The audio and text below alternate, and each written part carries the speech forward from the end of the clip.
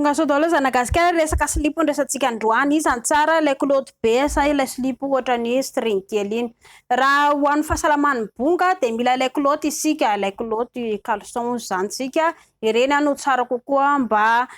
ho an'ny fahasalaman'ny bonga satria tsy inona mila rivodrivotra mangatsiatsika kokoa ilay bonga anelahy ao fa raha vao le tery loatra de lasa mafana de sepotra tsy mety amin'izy satria mba mila température ambany ny bonga. Zany ndray kosa anao kilaoty malalaka na tsy kilaoty ndray lava zay tianareo moa zany fa fanazavana fotsiny ny eto. Eo makasika ilay slip ndray zany no resantsika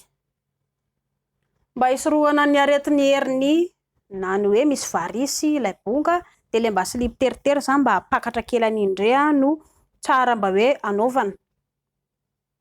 De io moa zany zay mahazatra anareo anaovana fa raha tsaratsara kokoa le mba somary le tsy tena hoe malalaka be ohatra le slip malalaka be amin'ny vehivavy ireny fa le somary malalaka kely mba hampitsotsotra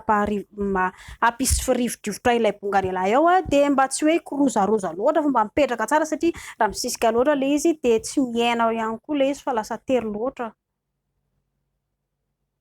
De zay tianareo zany, zay tianareo atao fa aza atao le somary tery loatra. Eny e, zao moa zany efa malaza zao ny hoe lehilahy samy lehilahy de efa misy zao ny string ho an'ny lehilahy de zay tiany lisany io.